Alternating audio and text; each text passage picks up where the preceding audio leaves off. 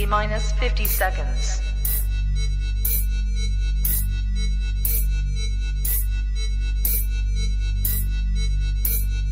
T minus 40 seconds.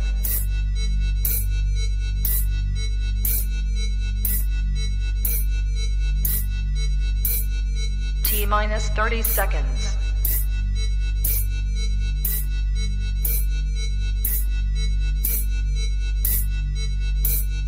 T minus 20 seconds.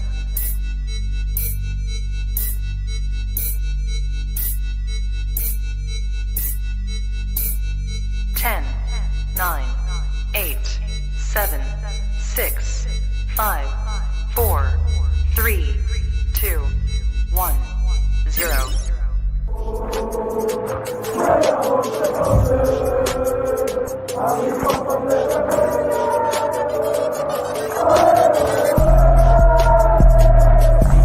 Shout out to Kopish. Shout out to Kopish, guys. All the good work the up. Two legends, Emil Heskey, Howard Gill. Can't get much better than that, guys. Yeah. You know what to do now. Like, comment, subscribe. I'm with legends, guys.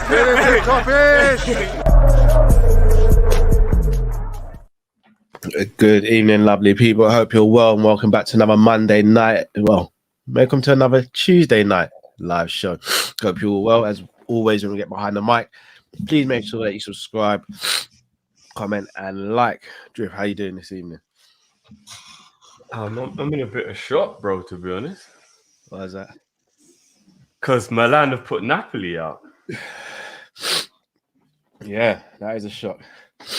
That's European heritage sometimes, though, isn't it?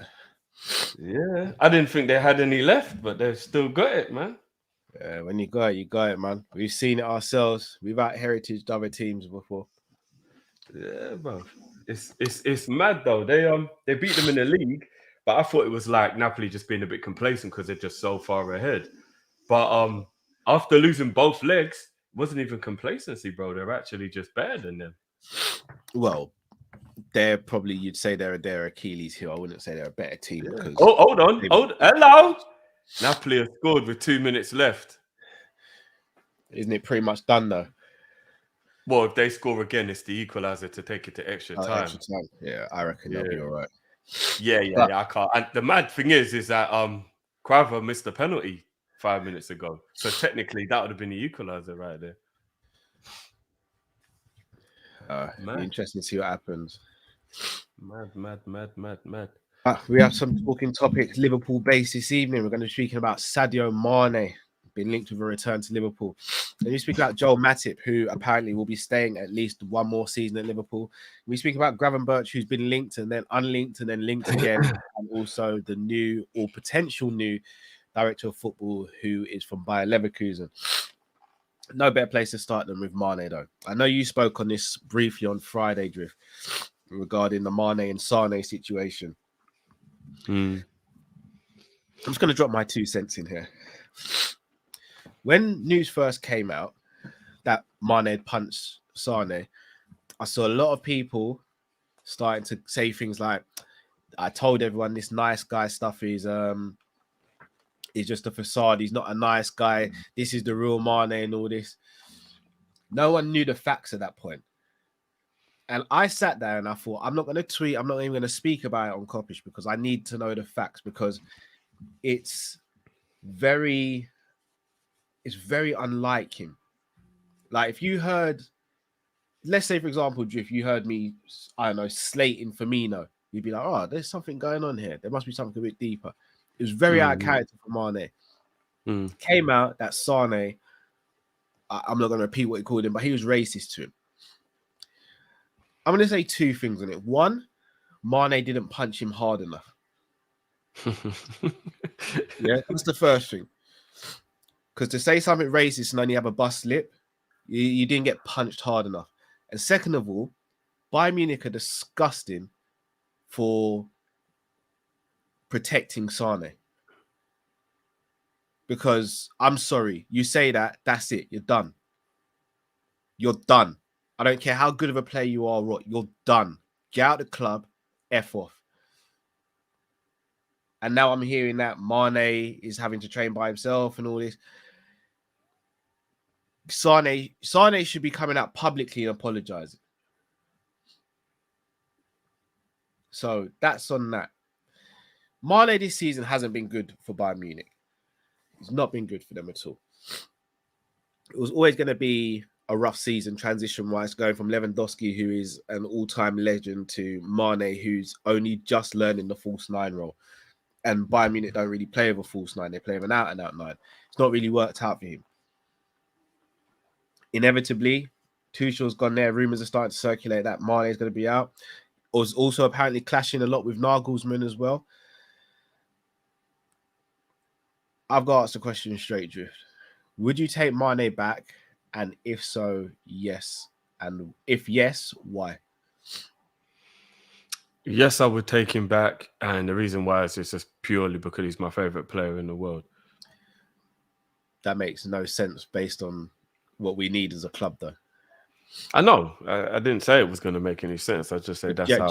Gerrard's my favourite player of all time. I'm not having him back in his Liverpool team. That's different, though. He's a retired footballer. I still believe that Mane would be able to offer something. Offer? Well, he'd be coming in to be a squad player. I wouldn't think he'd be coming back to be a first 11 player. And how do you think Mane would react to that? He probably wouldn't want it, and that's why I don't think he would ever come back. But if you're just asking me what I would do, if Mane's part of the 25-man squad, I've got absolutely no issue with that whatsoever. I love Mane, but there's no way we should be looking backwards. No, we shouldn't be. But as I said, I'm just only giving you my opinion based on the love I have for the guy. That's it. I don't even know where he'd fit in this team now, to be honest.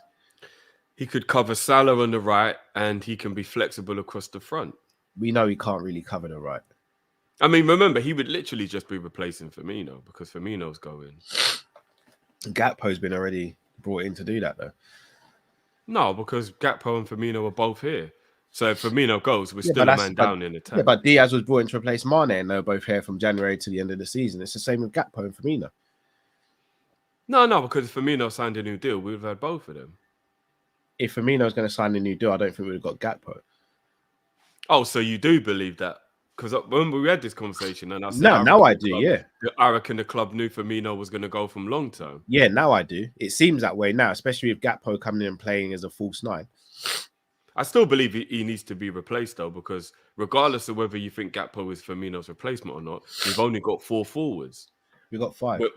No, when Firmino goes. When Firmino goes, it's only Núñez, Diaz, Salah, and Gakpo. Jota. We've got 5. Oh, yeah. So, well, then that means that we do need 6 then. Because, I mean, if we've got 3 positions, 6 players. So, yeah, so Mane could just replace Bobby then. No, but why should we be going for Mane? Because we need someone on the right-hand side. We need a specialist for the right-hand side.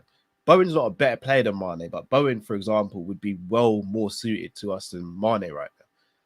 Yeah, I get it. Like I said, I totally get that. Most people will say, don't bring Mane back. You should never go back. I totally get it. I agree for the majority of the time. But I literally would just be doing it off of like him being my favorite player. That there's no logic to it. This one I'm just purely basing off of emotion. I'll just bring it back because I'd love him to just be back at Liverpool. But I do believe that he would offer something. I don't think he'd just come in and just faff about. I still believe that he would be able to give us something. So, but yeah, I get why people would say let's not bother. Plus the price as well. It's only about maybe 10 or 15 million to get him based on the circumstance. You're not getting a Bowen or anyone for anywhere near cheap like that. So obviously based on our budget as well, like you probably still have to pay about 40 mil for Bowen even now. We don't know what our budget is technically though. But it's low. Whatever it is, Cal, it's low. You know it is. We don't know that, Drew.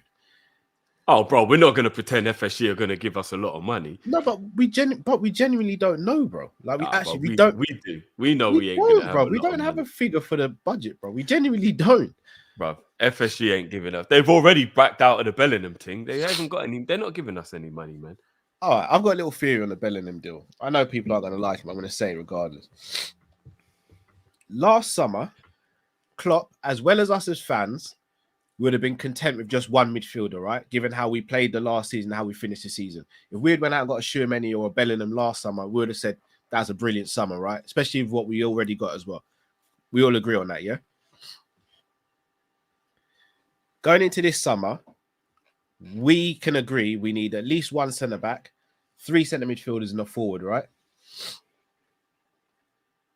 Whoa. Now let's be real. Let's be real. It's a longer discussion. I think we need 2 centre backs, 3 midfielders, and a forward. All right, so you want even more than what I want then. So if it's 5 or 6, that's now changed from just one player that we all thought we needed, and that was last summer. So let's say the budget was 150 mil. Yeah, let's just say for argument's sake, the budget was 150 mil, and Klopp says, right, I'm going to defer that budget to next summer, which is this summer coming up, because all we need is Bellingham. We've got Calvin Ramsey in, we've got blah, blah, blah, we've got Carvalho, we've got Nunes. Yeah. Given that our priorities have changed, is it not the smart thing to do to back out of the Bellingham deal and actually go and address the squad deficiencies rather than just splashing all the budget just on Bellingham or any one player? Does that not make more sense, in your opinion? Yeah. 100%. 100%. Like, so, I truly do believe that it's very smart to do that with a budget. Yeah, 100%. But it doesn't make sense when that was the player you was chasing, though, bro. When that was a player that you didn't get and that's why we've had the type of season that we've had. That doesn't make sense if he was the guy. And not only that, regardless of whichever way we spin this, bro, it will always come back down to the fact that the owners aren't giving enough. Because I'll be completely honest with you, no matter what changes or what is or what has or what, if Liverpool Football Club had their eyes set on Bellingham, if Klopp wanted Bellingham, if that was the plan, if anything else changes, it shouldn't be the player you get. It should be the amount of money in the budget. FSG should go, okay, 150 million. It's not going to cut it now because Bellingham will take up about 130 of that 150. All right, we just got to put an extra 100 million on this budget. It's not ideal, but you know what? It's got to be done. This is the position we're in. Let's go. But FSG will never do that. They'll just never do that. And that's the problem, bruv. We're saying, and 150 mil was never enough anyway. But if we're just saying it's all in FSG, then surely Klopp gets a bit of blame for just putting all of his eggs in one basket, no? No, the budget is all on FSG. The budget is always FSG. No, but Klopp still knew what the budget was. He's always said he's happy working with the budget. He's always been clear on that and always said it. Yeah, but that's not what we're talking about. We're talking about Bellingham and whether it's smart to buy him or buy 2 or 3 players instead of him because he's expensive. And what I'm saying is, no, you buy Bellingham and you add more to the budget. You get Bellingham because that's the player you've waited 2 years for or whatever, and you add more money to the budget. It's as simple as that, bro. You just add more money to the budget. And FSG are capable and they can add more money to the budget, but they don't want to. But you do know every club has a budget pretty much, apart from maybe 3 in world football. But we're only the 11th highest spenders in the last. No, I hear that. I'm not. So our budget is always crap, bro. No, but I'm not here defending the owners. I'm just trying to look at a different point of view because straight away when the news came out, it was all FSG. But again, no one's really speaking on Klopp. Klopp knows the restraints. Growing up at home, I knew what the restraints were. I wasn't going to go and ask my mum for £120 training when I know the money ain't there. Like, and we technically don't know where the money is. Like, we can talk to a blue in the face about whether they put in money or not. We know how we're running it. We don't like it. We want them gone, but they're not going. Yeah, so look, I watched the embargo, bro, and I believe even more that. And I believe even more I was right about what I said. All right. And this is where I go back on the embargo stuff. Whenever I turn around and say, Klopp said this, Klopp said that, Klopp said that, I'm told, yeah, but he didn't mean it. But now when he does say something, it's, you got to take him at his word. Like, I kind of need to know which is it. Like, not that he doesn't mean it. It depends on the context of the conversation and whether he's hiding things because he doesn't want our dirty laundry out there, and he doesn't want all this speculation going around. I take you back to last season, bro. What did he say? He spoke to that Anfield wrap up. These ain't just quotes. He said, "What type of midfielder do we need?" and listed off the midfielders, bro. But whenever I bring that up, I'm told, "Oh, he's got to say that because he's got to stick up for them." But he didn't have to say that. So why is it we can't take that as gospel? But when he says what he says recently, we have to take it as gospel. Because when he backs it up by saying things like, this guy's got this and that, and all we need is a 6'7", whatever. Like, you can hear the sarcasm in what he's saying as well. There was like, no sarcasm in it at all, bro. Oh, have you actually watched it? Yeah, I mean, it was ages ago, so I don't. No, really I'm talking. No, I'm actually talking. I'm not talking about the quotes. I'm saying, have you actually watched when he spoke to? I think it was Yeah. Atkins from But Anfield it was Wrap. it was ages ago. I don't actually remember. Like, you know what I mean? But I do know that a lot of what I pick up from Klopp in those scenarios is that you can just tell it's like sarcasm / frustration of like, I'm just gonna say something to just get this question gone with because I'm sick of answering these fucking questions all the time. Like every time I sit down here, I've just got to keep answering the same question over and over again. Like it's doing my head in. So like you can kind of just see the frustration. And I think that is the reason why. So I'm not saying that everything he says is fake or wrong, but I read between the lines. And when you read between the lines, you can pick up on things that are subliminal. And you can see the sarcasm and they're just little things. And the embargo was definitely, that happened the other day. That was definitely exactly what it was. Like you could just see the sarcasm in it. Like when the guy talked to him about why don't you go to another club that's got a bigger budget? It was like, this is my club. What? And it's like, oh, so I should. And it's like you can just tell he's like, what are these questions I'm having to answer? Like I can't be bothered with this. But why don't we choose to read between the lines of the last conference? Why we choose to read between the lines of the stuff that we don't like him saying or don't agree with? Well, again, it depends what it is. But if he's saying what he's saying, do we not just take it as gospel? Like we can't keep on picking and choosing whether we take some bits as gospel or none of it. It's got to be one or the other. Like he says, you take the things that make sense, Cal. If he truly believed that Ox and Naby were absolutely brilliant players, then they'd play more. His actions speak louder than his words. No, because he's got no budget. He knows it's better to keep them than to have nobody. But like, he doesn't play them, bro. The actions speak louder than the words, bro. If he really believed in these guys, they'd be playing all the time. But they don't. But then it's a contradiction, then, Drift. Because if you're saying that he's got no budget, what's the point in actually keeping them? Because they're just running down the wage bill and.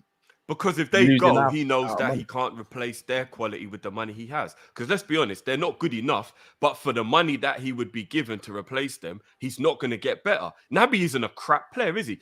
With 10, 15 mil, you're not going to get a player better than Naby. Can I ask you a question, Drift? How much do you think we could have got for Naby and Ox combined last summer, realistically? If I'm pushing about as much as possible, 25 mil for both.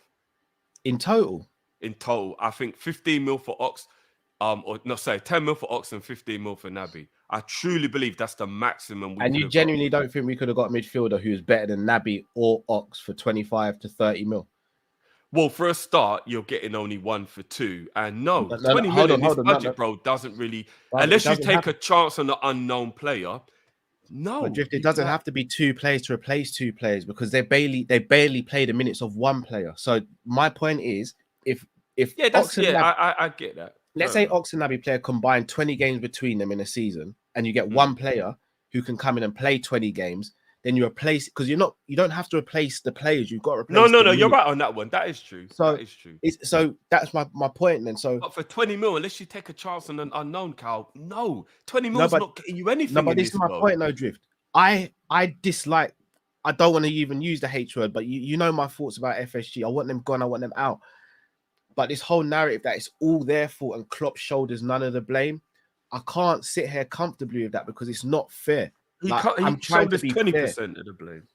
It can't be 20%, bro. It's got to be 50-50 because Klopp knows the situation and he's in it with them, bro. Not a chance. Yeah, but he loves being Liverpool manager, bro. He said it in the embargo. This is my club. He loves being Liverpool manager. I'm not saying he doesn't love it, bro, but he just puts up with it. No, but bro, we all love things in life, bro. That doesn't mean you just part with nonsense, though, bro. There's a bag of shit I put up with, bro. Yeah, but brother, and what do I say to you? I don't think you should part with it. Like, but everybody. You say it to me.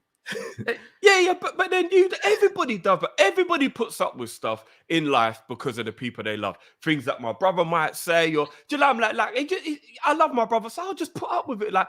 Sometimes in life, just as I got, my brother hasn't said anything to me about it. I'm just giving an example. Yeah, I was gonna say that harsh on Jay still. Yeah. No, Jay hasn't done me nothing. I'm just giving an example. Like you know, if there was a certain thing that that person does through the love of that person, you put up with it.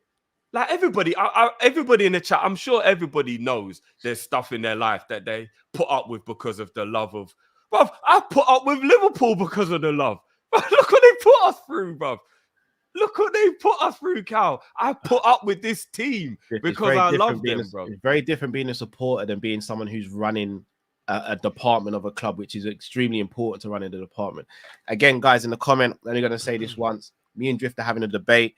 You can either agree or disagree with what we're both saying. Keep it respectful, though. I feel like I'm speaking to the same people, so I'm not going to call your names out. But again, we have a forum here on Friday. When you've called in on a Friday, your attitude and how you speak to us has been very different. So maybe you should keep that attitude and the way you speak the same in the chat as well. Just saying. Yeah, my bro 100% has not done me anything. My brother has not done me anything. It was just an example. No, I just look. I want FSG out. I want them gone. But I also, I think we're gonna find out a lot this summer. To be honest, I genuinely do.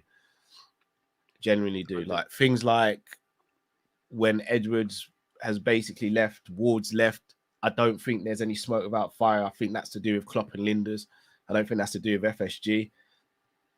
I do think things like tactics not being changed and stuff like that. Again, that's on Pep and Klopp. But I also think things like not running the club properly, that's all on FSG. So it's, for me, the blame's got to be kind of split, in my opinion. But speaking of another player and a tendency of Klopp that is being discussed a lot, is his loyalty. Now, it came out recently that Matip will be staying for another season. Oh, did it? I didn't even know about that. It did. Yeah. Now, I know you're not on... So this is, again, we're going to disagree on this. I know you're not on the boat of keeping Matip. Yeah. No, if we were having this conversation this time last year, I would have ripped your arm off for a contract extension for Matip.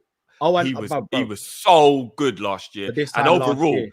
such a wonderful centre-back overall. Like I adore Matip. But this time last year, we're also saying Fabinho's the best centre. Yeah. I know. But here's the worry, though, bro. Is that Flacco? It could possibly be a drop in form because this has never happened before. So we hope he can rekindle it. Half of Matip's Liverpool career, if not more, has been unavailability. Like, we got to be honest, there's only 2 of the 6 years he's been here that he stayed injury-free. That's not good. He kind of is just as bad as Naby and Ox. We got to be real. Like, I know he's had longer stretches of fitness, but generally speaking, across his Liverpool career, he has been just as bad as them for availability. And why that worries me is he's 32 now. And if you get to that age and your availability starts to become an issue, it's never going to get better. Do you get what I mean? Like with Naby, I kept holding on to he's young. He might grow out of it like Van Persie did. Do you know what I mean? And Ox the same. Like he was quite young when it was happening. It's like he's still in his 20s. Maybe he'll like grow out of this or thing or what. At 32, it's only going to get worse for Matip. It's not going to get better, is it? Do you know what I mean? So as much as I love him, I think we've got to get a more reliable centre-back. I really do. And his form has been terrible this season on top of his availability. All right, so this is where I wanted to jump in and ask you a question. Again, I'm playing devil's advocate here.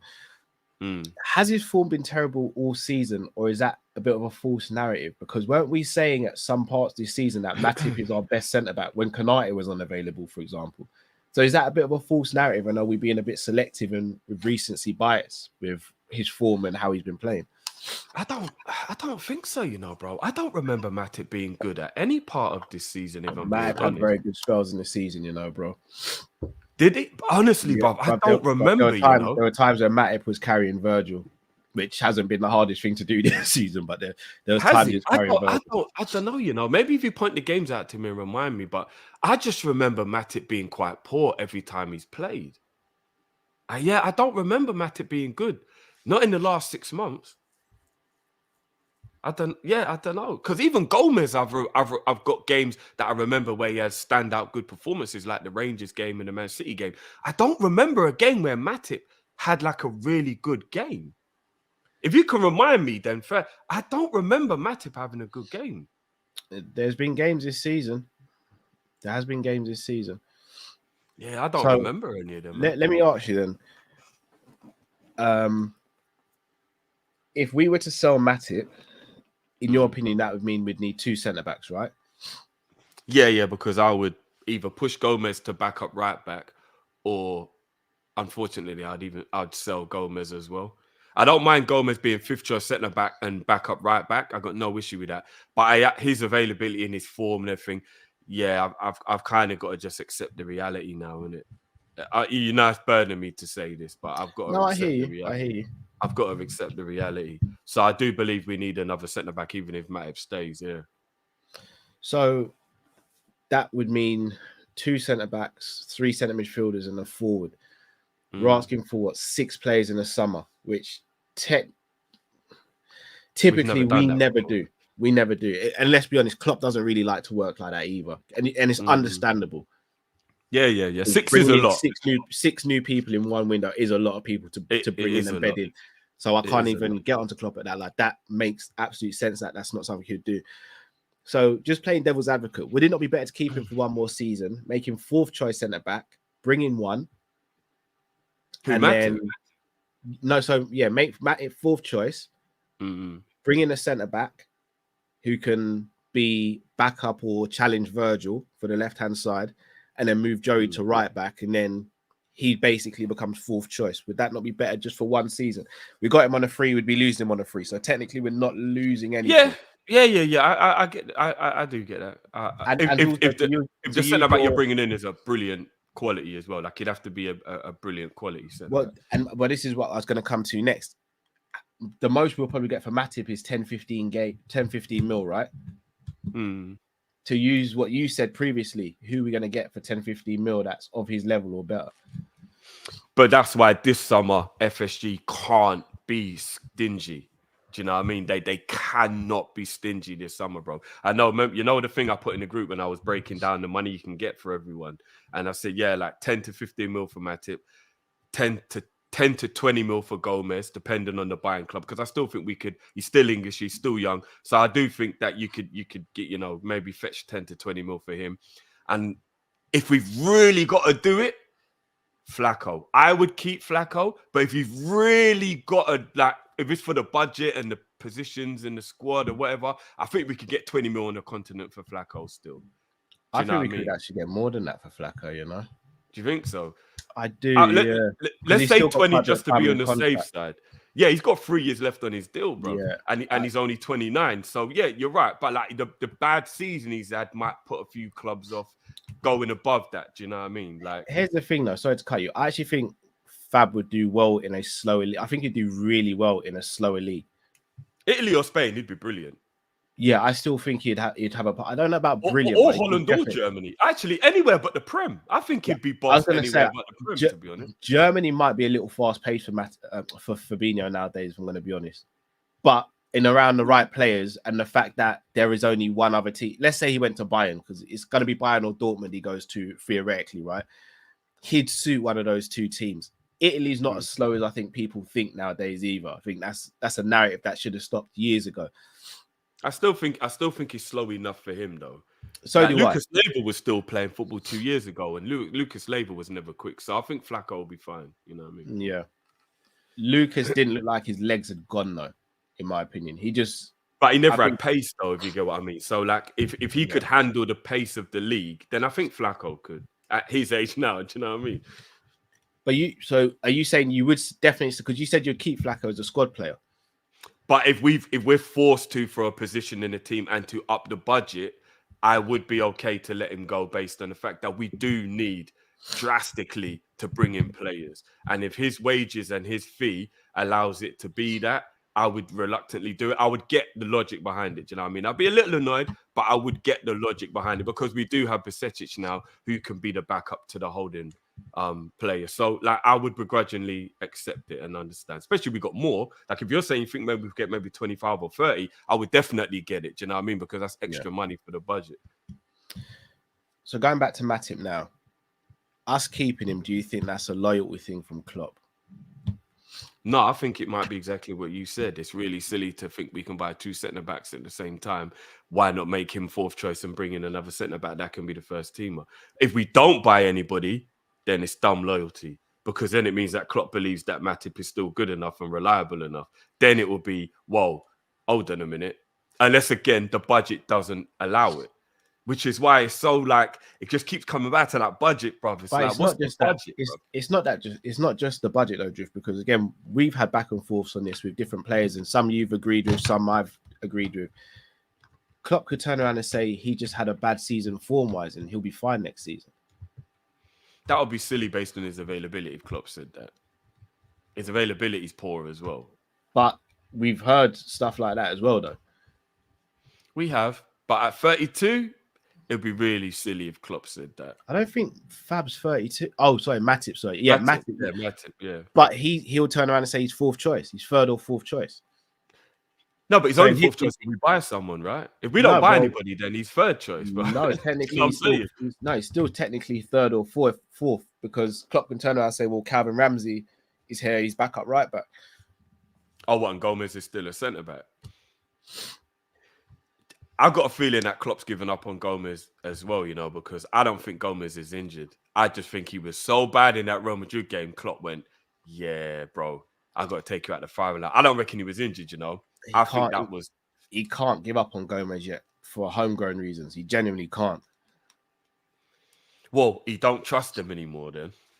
Yeah, but that's probably true, but I don't think he's selling. I don't think Gomez being sold is an option this summer because of homegrown ruling and all that stuff. Unless we buy an English centre back. No, because again, Gomez is trained by the club as well. No, we bought him at 18. He wouldn't qualify for that, would he? Yeah, it's between 15 and 21. Oh, is it? Oh, yeah. Right, okay. So Gomez, if I'm not mistaken, Gomez is someone who counts as trained by the club. So we can't really afford to let Gomez go. In the same way we can't afford to let Jones go either. If that's the case, he's not going anywhere. But this new rule makes Jones's contract make perfect sense now, isn't it? Now we know about this new rule. It makes perfect sense. It's not a new rule. It's been a rule for as long as I can remember. Now, someone in the chat told me it's only the last 2 years that rule coming where they've got to be trained. 4 of them have to actually be trained by the club. Apparently, that's a new rule that only came in recently. No, it's not, bro. That rule's been around for God knows how many years. Oh, someone in the chat told me that was a new rule, but no, I don't really know too much about it. It's been around for as long as I can remember, to be honest. Fair enough. So, with that being said, then, do you still want to keep Matip or would you still sell him?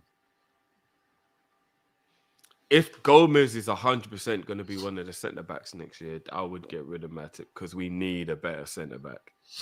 We do. We need to have a player that if Ibu or Virgil isn't playing, has that, what Matip used to have, that commanding, always available, ready to go. Do you know what I mean? Like, we do. We need that. And the fucked up thing is that Nat Phillips hasn't ever proved to us he can't be that. He actually hasn't ever proved to us. I didn't want to speak on him. He's never ever proved. All he's ever done is prove himself that he is good enough. Every time that boy has played, he has. I don't know if he's Champions League good.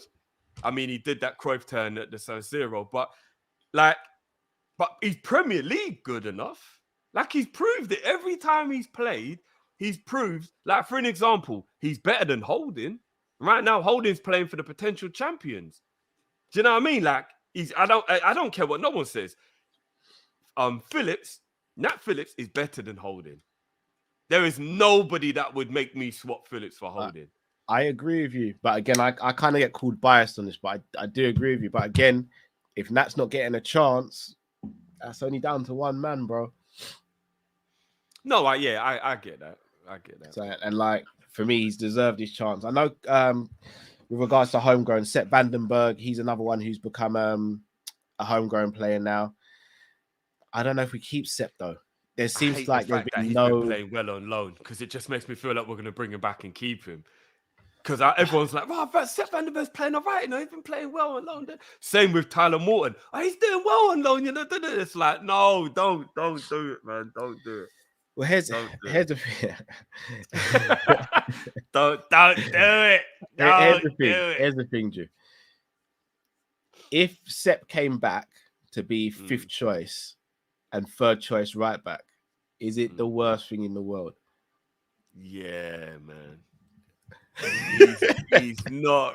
Nah, not Vandenberg, man. Nah. But he's fifth choice. Like, all right, Sepp Vandenberg is better than Reece Williams, for example. Yeah, But Reece Williams shouldn't be anywhere near our team. No, I either, know, bro. I know. You know But what I mean? I I'm love more the thinking kid, about, but nah, man. I'm more thinking about homegrown though. I Again, know you are, bro. This homegrown rule is annoying, man. Like they should have, it should be like 4 or 5. 8 is a lot, man. It should be 4 or 5. Eight is a lot. I think it's kind of fair because then you're not shutting off the country where kids are being produced in terms of. I know, but at the same time, it also feels like discrimination against foreigners, bro. Like you can't have too many of them. Well, it's very no, you can have Brexit. more, well, I mean, you can have more foreigners than homegrown players. So technically, I mean, technically, we should just live in a world where it is what it is. Where you come from is where you come from, man. No, I hear that. I hear that argument as well. I do hear You know that what I mean? argument. And then it's again, your discretion to bring through, man, isn't it? Again, for anyone in the comments, guys, I don't make the homegrown rules, you know. Like I know, you know, because you're the one that pushes it. It's like people blame you for the reason why but it's like it's a thing that exists, bro. Like that's like me saying, "Oh, guys, if we're going to travel into London tomorrow during the day, we got to pay congestion charge." Like, bro, I'm not the one who enforces it, you know. No, like, but bro, here's the thing: you're my boy, and I hear homegrown, and I still think of you. I can't help it, bro. Look, again, what narrative am I pushing about homegrown? What narrative? Like, do you know what? To be fair to Cal, guys, what's mad is on the Monday night football, I think it was, I can't remember.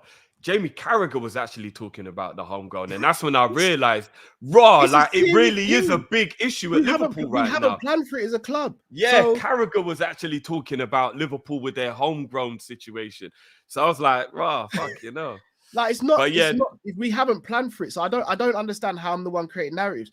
Because Drift, if I'm not mistaken, on Friday you were speaking about this, right? And you went through all the different clubs in the Big Six with their homegrown players, and you were able to name theirs, right?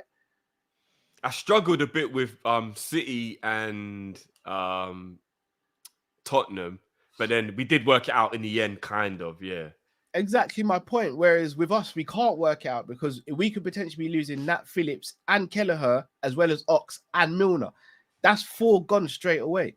So anyone saying I'm Gomez creating a can't narrative, go for real. Yeah, I'm not creating a narrative. There's a reason why Liverpool were only able to register 23 players at the beginning of the season and 24 in January because we don't have enough homegrown. We only registered 7. No, but that's because we got a lot of we got a lot of players that are young enough to qualify, though, right? Because Elliott didn't need to actually be registered. Ramsey wouldn't have needed to be registered. So, like, I think we got away with it a bit, innit? But obviously, like, we didn't have to register. Precisely. But you still want a full squad, though. Do you know what I mean? Like, you still want to have the players available there that...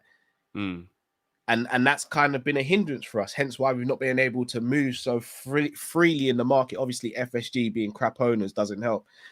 But there's a reason why I've been linked to Mason Mount, Conor Gallagher, Declan Rice, and all these players, like, because we need homegrown players. It's the reason why I was screaming about getting a homegrown player to back up Trent last season, because we needed someone. We needed, and now it makes perfect sense why Man City pushed so hard for Grealish and Phillips. Thank you. Because it was to fit the homegrown, like the home, like they knew one of their first 11 players needed to be English, so they went for Grealish because. As brilliant as he's playing, he wasn't worth 100 mil. I think everybody knows that was too much. The reason why they needed a first-team player to be an English player, so they went for Kane as well. Jerry, you keep on saying it's not that big of a deal, bro. Do you know what, Jerry? You're right, Jerry. You're right, bro.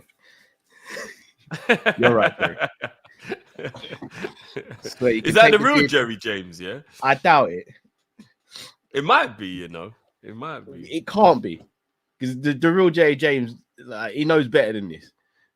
Like, how can we say it's not a real? Jerry's been a bit controversial recently. Still, I'm not gonna lie. How can we say it's not a big deal, and when every other club is abiding by it and being all right with it, and we're not? Like, a couple of people saying. Can anyone sit there and say our squad's in a healthy condition? And if we lose those homegrown players, are we good? And the homegrown doesn't just affect Champions League; it affects Europa and any European competition. Guys, come on, man! Come on, what are we doing there? But you don't have to. Basically, you just can't register the player that he's not, right? Like, it's not like you get in trouble. You just get one less player in your squad, right? That's how it works. Yeah. So, but it affects you long term, doesn't it? Because it means you're less free to move around in the market, etc. So, I don't know. Well, Man, I was saying it's Darth Jerry. it must be. It must be. I don't actually think it's a rule they'll change anytime either, because like you look at the situation where foreign players are becoming more prominent, and the reason it's also there to protect clubs and leagues outside of the UK probably as well, because we have a lot of money in this country where we can just go and stockpile like what Chelsea used to do. They just used to go out and buy talent, stockpile them, and end up in a situation. And those clubs and those players are kind of missing out on a career. So I think that's why. I can still One hear player you, I'm just who, trying to fix my background. yeah, one player that could have come in and become homegrown is Jude Bellingham. However, we kind of got the news last week that doesn't look like it's happening. Nah, that's not happening, bro. One player that has been linked and then not linked and then linked again and then not linked again is Gravenberch. And I take you back a year ago. Yeah. Especially Matt and myself. We were screaming about Gravenberch and the value and the fact of how good he is for his age and the fact that how cheap he'd be because he's going into last year of his contract. Ends up going to Bayern Munich. We don't know if we went for him or not. It seems as though we didn't, but it seems as though Bayern Munich was a club he always wanted to play for. Now, at the time, this time last year, a lot of people would have argued that Gravenberch is just as good, or some would even say better than Bellingham. Do you think he's in the same league as Bellingham as a player? And again, I know he's not played much this season, but as a player, do you think he's anywhere close to him? 100%. I think what happens a lot in football is recency bias. I know you hear me say that a lot, and we're all guilty of it to a degree. But recency bias in football is the weirdest thing that I don't know if it's on purpose, if it's by accident. But when something is fresh in your mind, you just believe in it more, and then once it gets pushed to the back of your mind, you start not thinking it's a thing. Do you know what I mean? And it happens a lot in football. This time last year, Gravenberch was actually ahead of Bellingham, arguably, in terms of like his how good he looked on the continent and his development and whatnot. He stagnated for a year now at Bayern Munich, and Bellingham has kicked on and gone on to another level. So it looks like Bellingham's better than Gravenberch. But ability-wise, he's actually not. Like ability-wise, and give or take, if somebody disagrees, then fair enough. I don't think what I'm saying is a fact. I believe they're actually on the same level for ability. I just think Bellingham has had an extra year now to maybe develop a bit more, and it looks like he's better. But Gravenberch is a really talented player, like really talented. So I rate Gravenberch highly. I don't know if he's in the same level as Jude, though. Maybe this time last year, there was more of an argument. I think Jude has completely taken a step to the next level. And granted, you look at, obviously, Jude playing in the World Cup, playing for Borussia Dortmund. It's difficult to say, because if Gravenberch was that good, would he not be playing in Bayern Munich's team? But at the same time, they seem to have a bit of a nostalgia issue, because whenever I read about Bayern Munich, I'm seeing things like Goretzka shouldn't be in the team, but he's always in the team. Yeah, it's a power issue, and apparently Nagelsmann just didn't like Gravenberch. And you know what it's like when you've got a manager that just doesn't like you. You're not getting played, bruv. Doesn't matter what you do, you're just not getting played, bruv. So here's the thing: I rate Gravenberch. I think he's way better value for money than Jude. Potentially, I think Jude has a higher ceiling, but it's not crazy higher. I agree with that. If we were to go and get Gravenberch,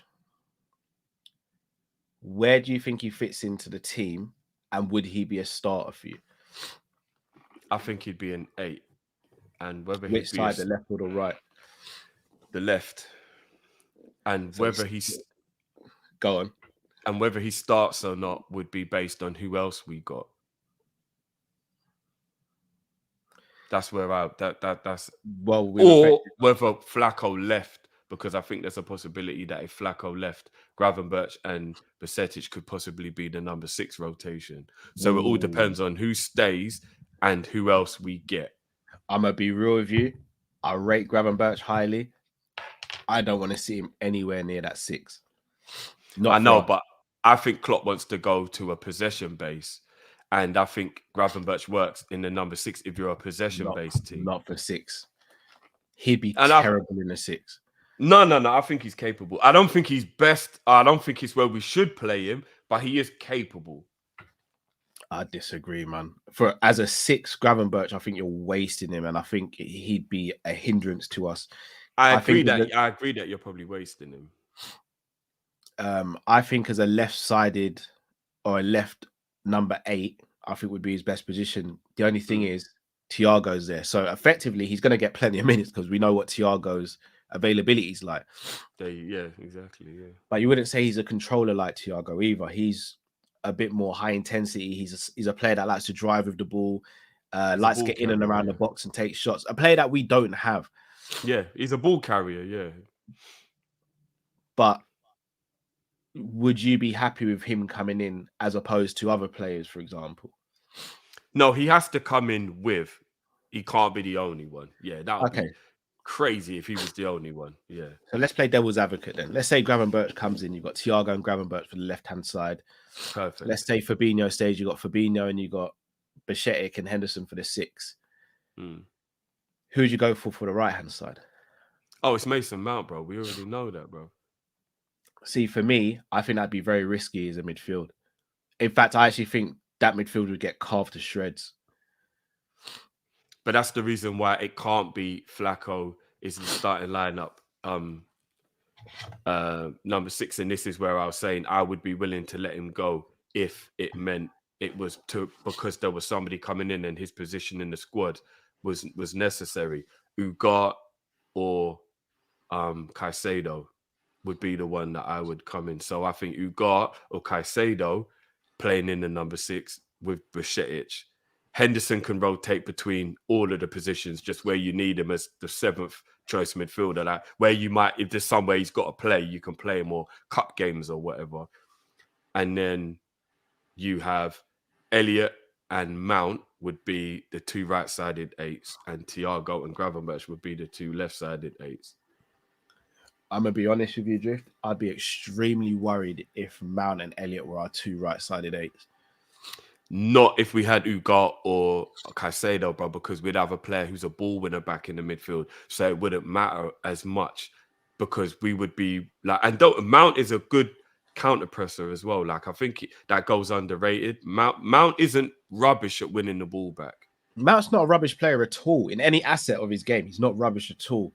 A lot of people think he is though. That's why. Yeah, I think that's just unfortunately because he's English, he's been overhyped somewhat, so people have gone in the other direction with it. Mount's far from rubbish, but I don't think he's the guy either. And I'll be real with you, I'd rather a ball winner on the right-hand side of the midfield 3 than in... Like, obviously, I'd love one in the centre. But given how Trent's playing at the moment, I actually think it would be better suited to have a ball winner on the right-hand side because then you're completely negating Trent having to do as much defensive work and you're taking some of the pressure off of Konate as well. So, but I'm just going off the premise that Mount is one of the players that's coming. Like, there's no point doing the hearsay thing. Mount is coming to Liverpool, so we have to accept he will be the right-sided 8. You know I'm not. Do you know what I mean? You know I'm not going to accept that until I see him in a Liverpool shirt. Don't put yourself through it, bro. He's coming, bro. Yeah, I can't live in a world with that. So let's say, for example, we had a midfield of Ugarte, Gravenberch, and Mount. I think that midfield bangs, personally. I don't. I do, man. A lot of people look sideways when we had Henderson, Wijnaldum, and Fabinho. People was like, that midfield can't win anyone everything. Yeah, but Gravenberch isn't as good as Genie was. Not yet, but he could be. No, but we're talking about next season. He's not going to be as good as Genie was. Ugarte might be on the level of with Flacco. And Mount, I'll be honest with you, I still don't understand where this midfield hype for Mount comes from because he barely plays midfield for Chelsea. Yeah, but I think it's like the Genie thing where he's got attributes that are clearly there that he can play there. I don't think he has. But he does. He's got all the attributes to be able to play there. He does. I genuinely don't think he does, bro. Like, I think his I, passing, I, I I, think his passing's average. I think his pressing's kind of average. His final Nah. ball is very average. his pressing is good. Mount is a good presser of the ball, bro. And I do think his passing is better than people give it credit for. And the creativity would come from Thiago. You just said Gravenberch would start, though. Well, I think them two would rotate, innit? Gravenberch. Because like you said as well, and if we had Gravenberch, I mean, we don't have to play Thiago all the time. And hopefully he won't get us injured because we would be able to rotate But him. then you're asking Mount to be more defensive-minded, which is kind of taken away from his game because he's more of an offensive midfielder then, right? Yeah, but I believe that if you've got a proper ball winner in the team, all of a sudden there's so much more energy. It would feel just different immediately. Like if you go and look at Caicedo or you look at Ugarte, like I think that they could do 50% of Liverpool's defending in midfield by themselves with so many other good players around them because they're just that good and they've got that energy level. And then Mount, like I said, Mount ain't no mug at defending. Like, guys, he's not like he would be able to do a good enough of a job to help a brilliant player like Ugarte. Do you know what I mean? Like he'd chip in with it, but he would also help guy in the other way. And he would get goals from midfield. That's the part that we really need. We need a midfielder that will start getting goals. And that's why Mason Mount will be good for us because he'll be making those runs and arriving late on the edge of the box and stuff. And he will get goals from midfield. We can't keep forcing the front three to be the only ones that get goals in our team. We have to get a midfielder that will chip in with 5, 10, 15 goals. And I think Mount would get double figures. I do. In the Klopp system, I think Mount would chip in. And we need that in our team. I don't know if he does. Another thing we need, again, I can't just be the onus on the midfield, you know. I'm going to be real. Them defenders have missed some gilt-edged chances this season, you know. You look back at the game against Arsenal, Robbo should have scored. Virgil Nottingham Forest game should have had a bloody hat-trick. Yeah. It's not just the midfield where the goals of, you know, obviously the midfield goals have dried up, but defense, from a defense standpoint, it's like all our defenders are scoring last year, Cal. That's what's even more frustrating. Matip all of them. Matip, Virgil, and Ibu were all popping up with goals last season. Like, you know, it is really frustrating that none of that. I think Virgil's got 2, and then I don't think any of the others have got a goal, have they? I can't think of the top of my head. I don't think Matip or Ibu were scored this year. Not tomorrow. Did Ibu maybe get a Champions League goal? But I don't know if he scored though, bro. Shout out to Robert Bell. Virgil has more goals than our entire midfield. That is terrible considering Virgil's only got 2 goals. That's appalling on so many levels. Oh, Virgil got 3. But yeah, still, it's not a lot, is it? And this is what I'm saying, bro. So a Mason Mount type player to come in and get goals from midfield is essential. You really need to get goals from midfield if you're going to be a successful team. No, I completely agree. I completely agree. However, could you not argue that our fullbacks could potentially be more dangerous if we had, say, a Kone, Ugarte, and let's say a Thiago? That was our midfield 3 because them 3, in my opinion, they sweep up and do everything. Do you know the only thing I don't like about that midfield, even though all of those players individually are brilliant? Then you're going back to basically just having that kind of engine where there's no real goal threat. Do you know what I mean? Like Kone and Ugarte and Thiago, like there's no goal threat there. Like let's be honest, we'll be lucky if they got 1 each in a season. Do you know what I mean? Like, or maybe Kone might get 2 or 3.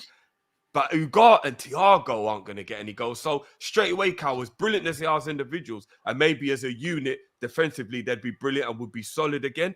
Again, though, there'd be no threat of goals. So it would all be back on the front players. That they're the only ones who are going to get goals. Do you know what I mean? No, I hear. Well, open play, yes, I hear that. But if them 3 are playing in midfield, then can you argue that the fullbacks are going to have more license to get forward and pop up in more dangerous areas? Like you think back when we midfield, how many times Trent would be crossing to Robbo, or Mane would be crossing to Robbo, and Robbo would be getting a goal here or there, or Trent would pop up with a goal. That's true. It's difficult. All we know is we need 3 centre midfielders, isn't it? Like that. Yeah. That's the only fact. Yeah, literally, we need 3 centre midfielders, but I don't think we Yeah. get 3. But we'll see. Just leaving this Gravenberch situation, then, do you want him? Not would you take him for the price, but do you actually want him? Is he in your list of top 5, 10 centre midfielders you want to see at Liverpool? Now he is. He's got into my top 5 now. Yeah, I've Top had a long, 5? hard think about it. Yeah, I've had a long, hard think about it. Oh, I need to hear your top 5 then, brother. My top 5, if I could get Sorry to anybody put you I on the spot want. like that. No. But my top 5, if come. I could get anybody I wanted. Have you forgotten who our owners are? no. I'm just. Come on, bro. No, but Gravenberch is an FSG buy. It's only 25 mil, bro. That's what's even more mad. He's literally the quintessential guy to FSG purchasing, bro. I just said, Drift, here's a £5, go and get yourself something from Morley's, and you've turned around and gone, I can get myself any meal I want, yeah? Like, no, bro. Okay, so my top 5, but realistic. I need to think a little bit more about that then, because I just thought you meant like, who do you want? Like, forget the budget. Who do you? No, I still wasn't gonna be done with it. I still wasn't gonna be done with it. Like, but Kimmich, for example, De Bruyne. no. But for example, Bellingham would be in there. So straight away we're talking budget, then it doesn't work. Do you know what I mean? So yeah, so I'd have to maybe have a think about it if you're talking about strictly on a budget. I'll put a tweet out though, and this is what I said we should get. And again, people was a bit like, "Right, where are you getting them prices from?" This is some of the prices I've seen quoted by like respectable journalists. 50 million is apparently how much we're willing to pay for Mount. I know there's reports that Chelsea want more, maybe 55, maybe he's only got a year left. We're not stupid, and Chelsea would eventually realize you're asking for stupid money for a player with 1 year left on his deal. So I think Mount would cost 50. I think let's go 30 at a stretch to just call it that for Gravenberch. But the reports are 25 is what would get him, because they just want the money back that they spent. They only spent 20 on him. So that would be Gravenberch for 25 to 30.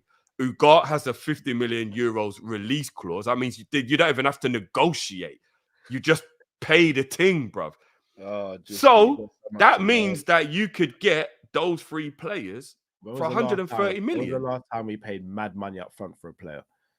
No, but I'm just saying that's 130 million for a whole midfield. No, I hear brand new midfield. That's Bellingham spent on a whole midfield. Bruv, do you think 50 mil is good value for Mason Mount? No, but he's English. He's from Chelsea. He's a rival. You're going to have to spend a bit more. Let me ask you a question. Would you rather have Mason Mount or James Maddison? Ooh. Madders. That's my guy, you know. I know it is. That's why I put you in this position. Pause. But I do believe that Maddison does have real injury issues. I do believe that that's a legit issue you have to think about if you're going to buy a Maddison. And I don't think assist for midfield though, bro. That's true. That's true. But I would worry about Maddison from a pressing point of view as well, because he's a very skillful, flary, luxury player. And in a Klopp system, there's not really room for luxury players. And that would be where I'd maybe worry. So as much as I love Maddison as a player, I do wonder, would he actually be able to play in a Klopp team? Do you know what I mean? So I might go Mount just because I think he's more adaptable to a Klopp system. Maddison is the better player. That's not even a question. There's no argument whatsoever. I just don't know if Maddison would fit in a Klopp team. Mount for 50 mil or Tielemans on a free? Mount for 50 mil. Tielemans on a free. No, go on. Tielemans on a free or Gravenberch for the left-hand side midfield when Thiago's not playing? Gravenberch. You're fully off the Tielemans thing now, innit? I've never been on it, bro. No, but you're a little bit more accepting of it a year or so ago. Because we got desperate, bro. I'm never trying to be shady to Tielemans. No, I know Tielemans can ball, but I don't think he suits a Klopp system at all, bruv. I think he would be blowing out of his arse by like 20 minutes into a game. I think he'd get ran around the way Flacco does in our midfield. But he'd be playing on the left. All right, just to throw arguments sake out here. Could you not argue Tielemans is way better than Curtis Jones, and Curtis Jones No, not in our No. system. Drake. Not in our system. No, not in our system, bruv. Curtis can get about the pitch, bruv. Like, Tielemans can't get about. Like, I don't know what it is about him, bruv, but he looks like he's running in treacle, bruv. Have you ever actually watched Tielemans trying to sprint, bruv? But I haven't got his running stats. I do actually think his running stats are some of the most underrated, brother. I don't know where this narrative's come from. Well, I do know because when he first came to the Premier, he was blowing out of his backside after 60, 70 minutes.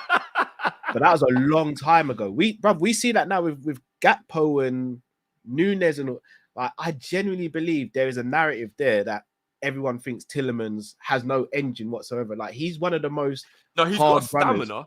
He's definitely got one of the best. Like, I think he's got stamina, but I think if you make him run fast, he's done after like 30 minutes.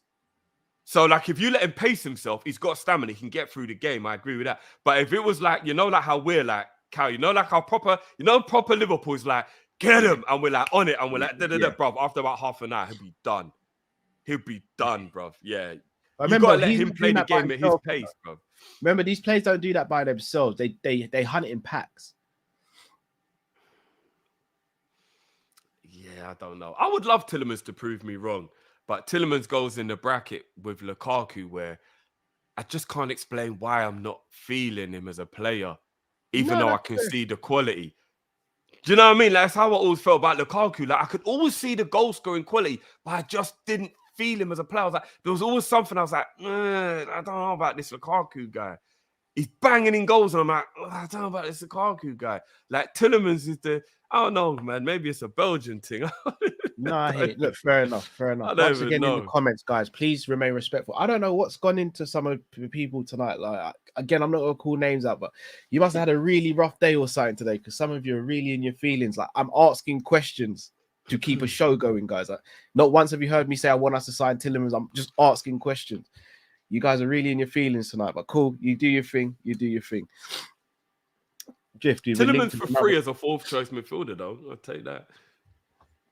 Fourth choice in what sense? Like, say for example, we didn't extend Milner's contract, and then we got Tielemans for free, and he became what Milner is. I'll be all right with that. Yeah, that's fair enough.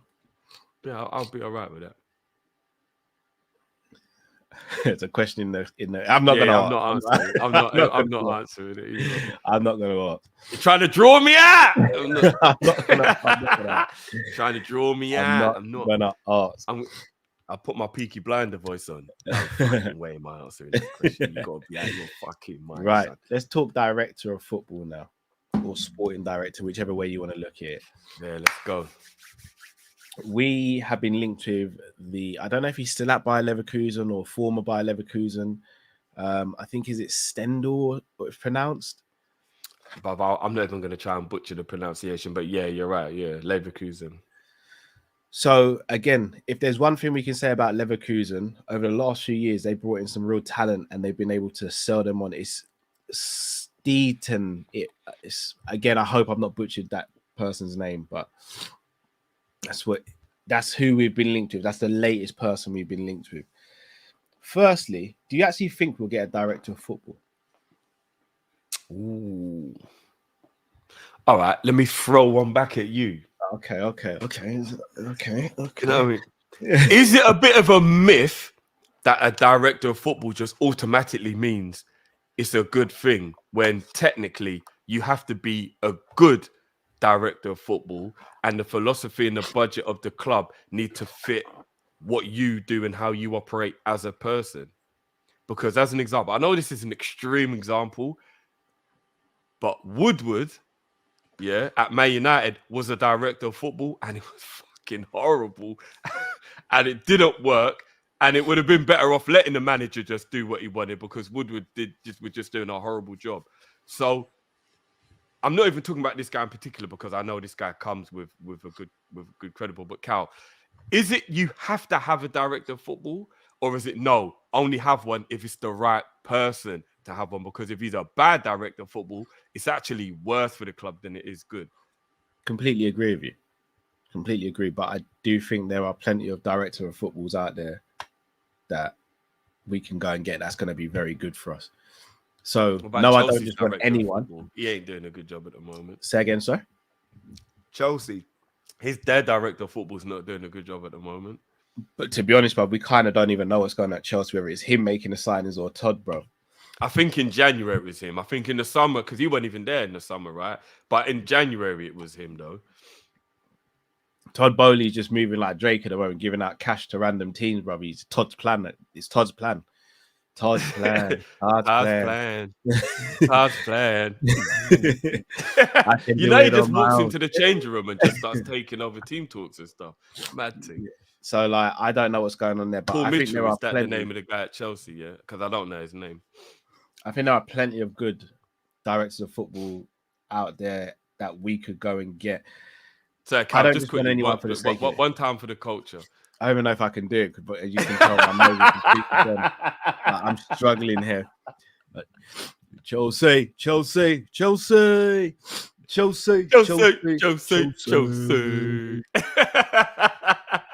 Oh, you guys have no idea how much I took out of me still singing that dead song as well. But no, I do think we need a director of football because, again, I know it's not going to be a popular opinion. It feels like Klopp's got maybe a little bit too much power at the moment. It's coming across a bit Wenger-ish at the moment. And I need someone there who's willing to say to Klopp, no, I don't agree with you. Here's why. And you need to listen to me. And the reason I say we that... have someone who does that, bro. Who? Pep. Does he, or does he just say the things that Klopp wants to hear, bro? No, I think he does because Pep thinks he's the shit. Pep Linders ain't a DOF though, so we kind of technically is, need. He's an author. He's a DOF. He's a man of many talents, bro. Using my words, yeah.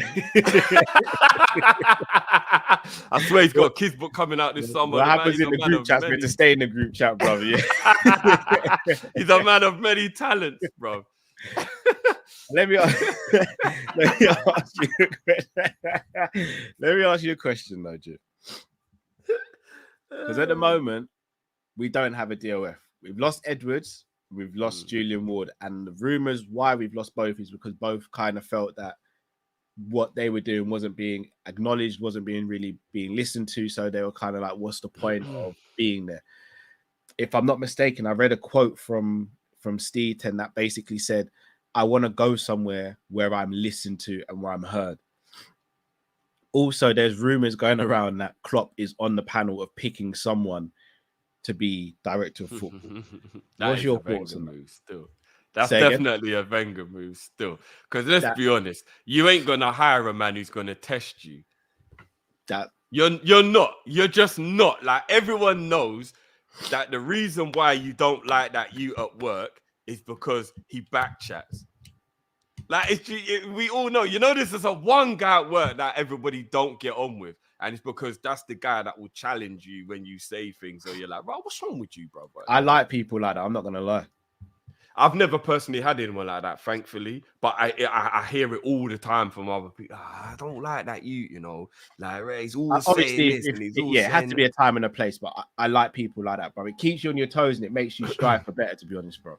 That's true. That's true. But a lot of people don't want to be pushed like that, do they? All right, but to go back to it though, Drift, when has Liverpool been their best in terms of recruitment?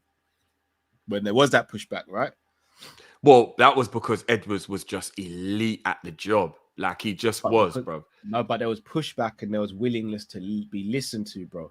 Remember, Julian Brandt, no, go get Salah. Mario Götze, no, go and get Mane. Now, granted, those two players did choose other teams as well. I was going to say there was a bit of both. Zielinski, go and get Genie instead. I think that was an issue with the fee for Zielinski, though. I think that was we still didn't dilly-dally. We didn't, but again, it's more the budget, isn't it? If I'm not mistaken, Robbo wasn't our first choice. No, I think Robbo was. I don't think he was, you know, Drift. No, I think he was, bro. There was a lot of rumors about Robbo. But I don't. There was a lot of talk about Robbo for about 6 months leading up to when we bought him. I think he was first choice, you know. Like Fakir, we can't get Fakir. I look at Shaqiri then. So for me, I think Shaqiri was an opportunist situation. 13 mil was an absolute no-brainer. But innit? we know we weren't getting him if Fekir came in. But we wouldn't have needed him if Fekir came in. Exactly. So there is no pushback, it seems now. Julian Ward's leaving, rumoured, allegedly, for the same reasons that Edwards left.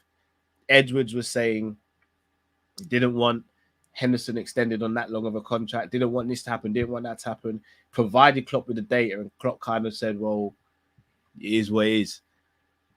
I think the budget played a big role in it as well, because it must have been annoying having to be so tight all the time. I mean, there's been no rumours of that. There's only been rumours. No, I have heard that it was a combination of Klopp, like him and Klopp were falling out over certain things, and a lot of the arguments were based on the budget. So Edwards would say, look, this is what we can get for what we've got. And then Klopp would be like, no, I don't want it. So like, it was like a bit of both. I think it was more of a succession plan that was frustrating Edwards personally. And we've seen it. There's been no midfield succession plan. Hence why we're now screaming for 3 in one window. Do you think Klopp is going to even bring in one? And if he doesn't, even if it's a yes man, yeah, he will. Because the thing is, if you heard what Klopp was talking about now that we're out of all the competitions and we've only got 1 game a week, he said he's back in his bag because he hasn't been able to coach the team for years. He doesn't remember the last time where there was like nothing else to play for and he just got to coach and got like 2 or 3 days a week of just coaching, which is what he wants to do. That's his thing, right? And I think if he's the director of football and he's doing all of this and he's doing all that, it's taken away from his ability to coach. And I think at the end of the day, I think he hates every element of football outside of coaching. Like I do. Like I think he wished. I bet he wishes there was no money. I think he hates all this shit, all this money and this and that. Manager then, innit? No. He just knows it comes with it, so he's got to put up with it. But I think his true love and what he wants to do is just coach. He just wants to get the boys in. He just wants to coach. He wants to just take them to the games and then manage the game. And therefore, I think he wants somebody to come in and take that responsibility away from him. I don't think he wants to do all that stuff. So even if it's a yes man, even if it's a guy that's just going to kind of like go along with him, I still think he would want a man in that position. Yeah. Pause. I'm worried whether we get one or not, you know. As in really worried. The fact that we're so close to the end of the season, the fact that we need so much, I'm really, really worried. Because I will say don't be worried. I think we'll get one. If we don't get one and we don't get a good one, it needs to be the right guy though. That's the thing. Like when I heard the Ragnick rumors, I was actually happy with that. I'm not gonna lie. When I heard that Ragnick, because Ragnick's not a yes man. Contrary to Pop, like he rattled Man United. Oh, he's not a yes man at all. Do you know? No, but do you remember at first people were like, oh, he's just doing what he's told already. Nah, he got fed up and he rattled Man United. He told the truth. That's why they didn't keep him. He came out straight and was like, look, this club is all over the place. These men are a mess. Like, he's no yes man. And he's brilliant at his job. If you go and look at his track record, he knows how to spot talent. So I was really happy when I heard the rumors that we was looking to bring in Ralph Ragnick. Like, that's really quieting down. So I don't think that is something that's going to happen. But at the time, I was really happy. If we bring in somebody of that level, then I'm all for it. Do you know what I mean? Like, but if he's rubbish, what's the point? I'd rather not have anyone than have a yes man. You know?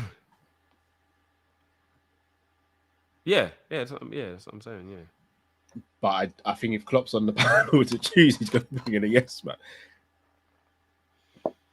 I don't think.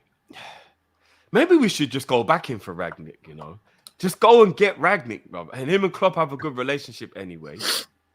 Like, he knows talent. You know what I mean? Do you know why I want Ragnick? Ragnick would tell everyone what's going on behind the scenes with the owners and all that. You see, I don't know. Would he talk to us, do you think? If he was the deal? Because the director of football doesn't really ever talk to anyone. He'd make sure it got out there. And I know we're a club of principle. We don't like our dirty laundry aired. Right now, I want our dirty laundry aired because I need to know what's going on. I'm at I that want to point know, now. but I don't want it aired though. Well, there's only one way to find out, bro. Sometimes you got to put your laundry on the line so it can air out, bro. Sometimes people are gonna see what boxer shorts you got on the washing line, bro. I need to know now. My mum always used to say to me, "You never know if you're going to be in an accident or who might see your underwear. So always Not leave the always house wear with your good best underwear. underwear. Yeah, Yeah, 100%. always leave the house with your best underwear. Yeah, Yeah, but sometimes you still got to put your underwear on the line for it to dry properly, right? For it to air out. Back nah, in I the never day, put anyway. my Not so much now. yeah. Not with the I need foxes to and know all what's that. going on. I do need to know what's going on because when I'm seeing other teams getting better deals and what we're getting for players, and the fact that we're watching players like Sadio, who we could have got for a tenth of the price he's being quoted at now, I really need to know what's going on. Really need to go what's going on. So I just got an image in my head now with these bloody foxes. If I put my boxers out on the line, I'll probably look out the window and see a fox wearing my Calvins. Be like, "Yo, what's going? Come back with my boxers, Bridget." But I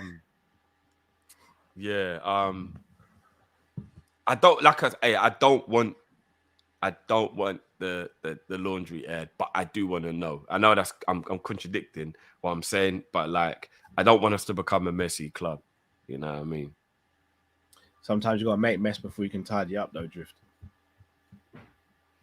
I know, but it depends how much of a mess. That's a bar still. I gotta rate That's myself. a bar. That's a bar. You should write that down. That's a bar. That's a bar still, bro. But imagine if part of that mess was red wine on the cream carpet. It's not coming out, bruv. I got to go back in my Peaky Blinder. It's not coming out. I hear it. So, But then you just got to be careful not to spill too much either, though, Drew. You'd have to get a whole new rug, bruv. It's not coming out. I do, but you know that rug, you're going to be more careful with the next rug because you need a new rug. You bought a new rug. Yeah. At the moment, bruv, our rug is not even straight or flat because we're sweeping everything under it at the moment. Oh, my days. What if you can't find a rug Another bar, bruv. What if you can't find a rug you like, bruv? Don't even call it a bar anymore. Call it a cow, bruv. Call it a cow. Bars. I say cowsy. No, I need to see what's going on. I need someone that's going to shake up that foundation. Everyone seems too comfortable at the moment, in my opinion. I need someone to go in there and shake things up a little bit, especially them owners. They're way too comfortable at the moment. Oh, without a shadow of a doubt. And here's the mad thing, Cal. Here's the maddest thing, bro. I was thinking about this, today. If we get Europa League, the owners might not get Champions League level money, but they'll still feel like there was some kind of achievement made this year, and it will still make them like sit on their hands, so to speak. Because like, say we finish 8th and we've just got nothing, they have to pay attention, innit? Like they have to. They cannot ignore that. If we get 5th and we get Europa, they'll kind of be able to be like, oh, but we're still in Europe. We still did all right. Yeah, 5th ain't too bad. Do you know what I mean? Like they won't necessarily have to pay attention to what's going on.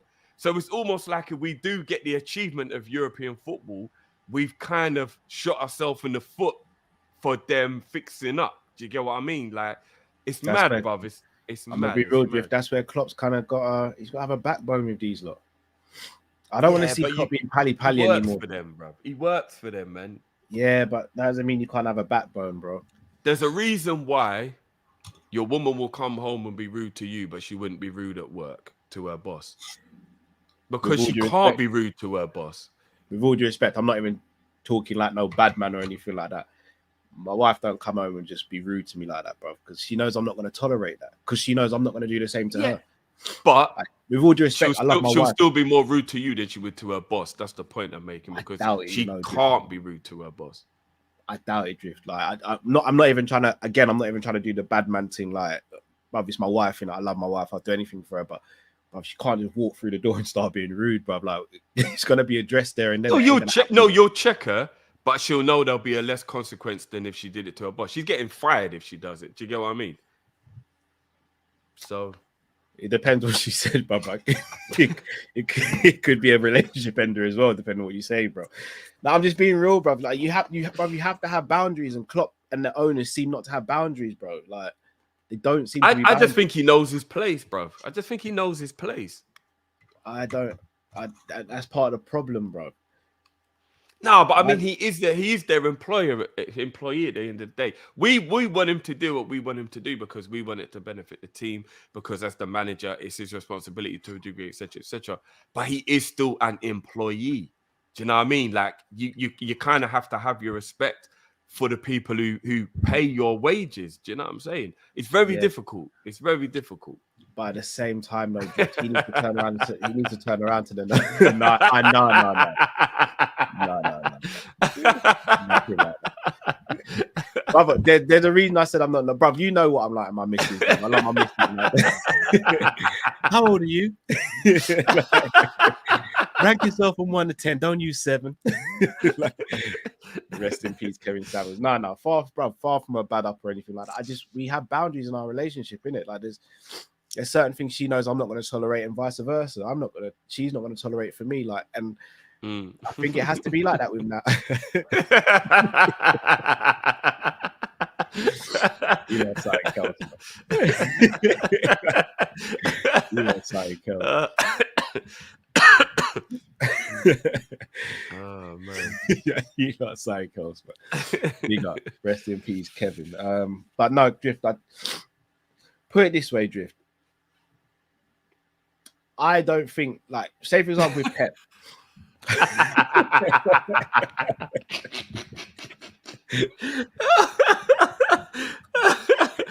You lot don't even know how much of a suit man Cal is as well. That's what's even more mad. Man would definitely be up in truth. I said Patrice Sanders. He is the goat of that, bro. Patrice O'Neill is my guy, bro. R.I.P. Patrice. R.I.P. That absolute legend. You lot are goated in the community, man. You really are. But for me, what's his name, Seb? Balaje Taiwo. I hope I didn't butcher that. DOF is the director of football, bro. Oh yeah, so I should have been. It's a director of football. It's abbreviation for director of football. Yeah. But yeah, no, I struggle to think why Klopp's been at the club for this long and he can't turn around to the owners and be like, "Nah, you're wrong here," and really put his foot down and be like, "Well, this has to happen, or else mad things are gonna go on." Like, I need him to have that. I need him to have that yard in him. I need him to have that yard in him, Drift, from now on. Like, where it's like, I believe that he does it to a degree in boardroom meetings and stuff. Don't you know? He just doesn't come and tell us because he doesn't want it to look messy, bro. But the fact that if what you are saying that he puts up with everything he puts up with, then he doesn't, bro. No, puts up with it to the point where it won't make him leave the job, kind of thing. But I don't think he just sits there like a yes man and goes, "Okay, all right, there's nothing wrong with that. Yeah, that's fine." Like, I don't think he does that. Does he? If you hear some of the players, I think he pushes back as far as he can with the respect he has. Remember, there is always a boundary, like because I'm not gonna like how I don't want a Conte or Mourinho. I don't want one of them man that just come in and just stir up the thing and it gets all messy and then thinging people this and rare. Just to cut you off I think that's wrong. You know what I mean? Just to cut you off right there, though, Drift. What Conte did and spoke out against Levy and them, man. Tell me that doesn't give clarity to the fan base what's going on, though. It does, but look how stupid it makes Tottenham look. Yeah, it makes the owners look stupid. So the owners now, but it also makes Tottenham look stupid, though, bro, because they look all messy. No, do you know what I mean? Like, but he's put them on blast. You see, if Tottenham don't have a good window in the summer now, no one could turn around and be like it's the manager's fault. No one could turn around and be like it's the players' fault because he's made it clear. Well, Mourinho did it about a year and a half before him, and it made no difference. So no, it did because Conte was actually backed in the summer, just not as much as he should have been, in my opinion.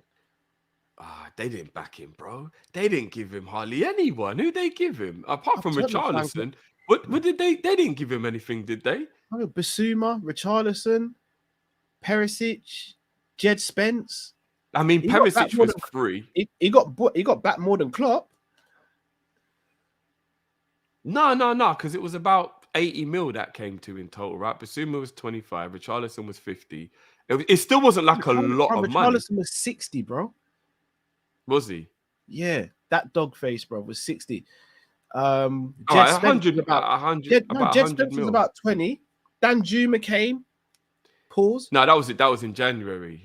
Yeah, but he still got sight. Again, probably not the players he necessarily wanted. Plus, I was gonna say he didn't want Basuma or Jed Spence though, did Yeah, he? He didn't actually want them. Do you know what I mean? Which is so mad. He was given players. He wasn't actually. Yeah, do you know it's what I mean? mad because Jed Spence and Basuma seem like such Conte players. It's unreal. So it's mad. They're just good players. It's mad he didn't want them. I don't get it.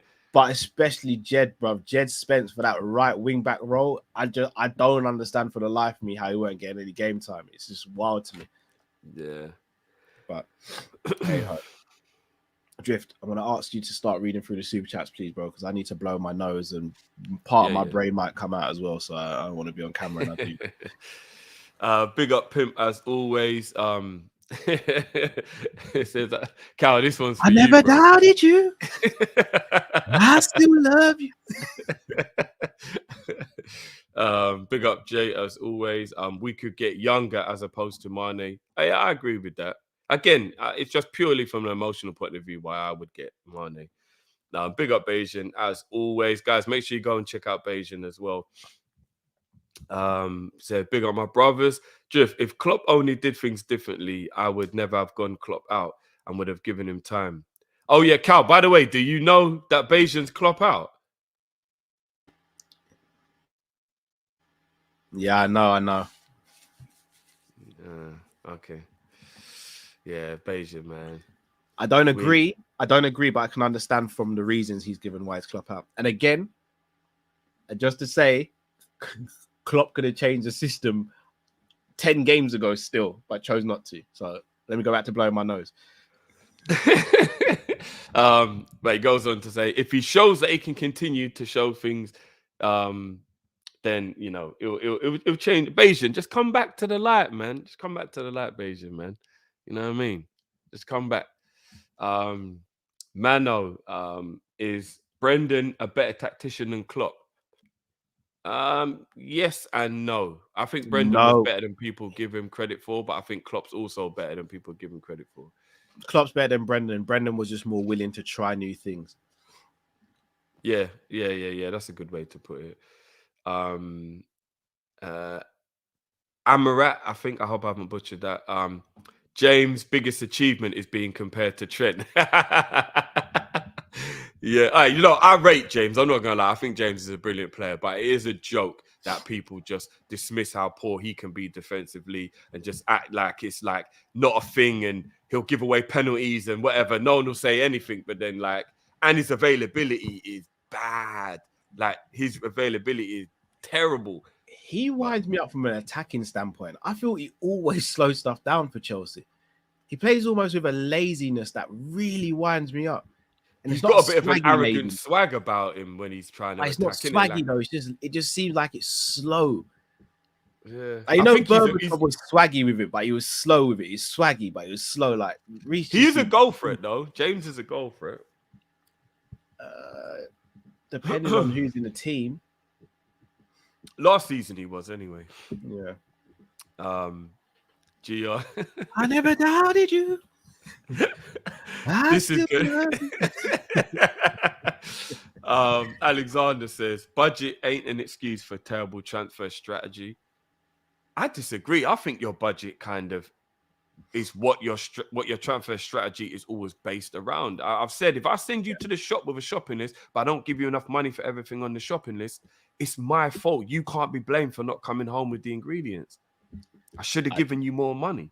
It's a bit of both, Drift, because Enzo Fernandez, who we all wanted in January, let's not cap now that he's not doing great for Chelsea, but let's not cap. We all wanted Enzo after the World Cup, right? Mm-hmm. Again, just rumours, so don't shoot the messenger, as Guna Lee would say. We could have signed him in the summer and we declined to. João Gomez, who went to Wolves, we could have signed in the summer. Mateus Nunes could have signed in the summer. We could sign players a lot cheaper than Caicedo apparently was on our radar and we didn't go for it. So, bruv, the narrative about budget, I get it. But sometimes There are players out there where you don't have to break the bank for, and we are ignoring those players. I want a combination of both. I agree, but there I are don't. players that we haven't ignored though. We bought Carvalho, we bought Elliott, so we have done a bit of that by the young player, get him for cheaper. It's not like we don't do it at all. Do you get what I mean? Very few and far between. But I'm not just talking about the young player though, Drew. We could have gone and got a Saicedo, but let's say we went and got Saicedo, Matoma, and Alex McAllister, bro. We could have got that for a combined 25 mil. Now you're looking at a combined 200 probably for those 3 players. I know, but we're looking at that in hindsight, though. But we're looking at it in hindsight, bro, because we are not running a football club. That should be in their plans. I agree with both sides of the coin. I agree with both sides of the coin. Amajat again. Why is it another 2-hour Klopp issue show? We didn't talk about Klopp for that long, did we? No, I don't think we did personally. Plus, he's the Kaiser, innit? So he's our manager. Like James says, Matip remaining not confirmed was just an opinion. Fair dues. I might have misread that. Apologies if I did misread it. Oh, okay.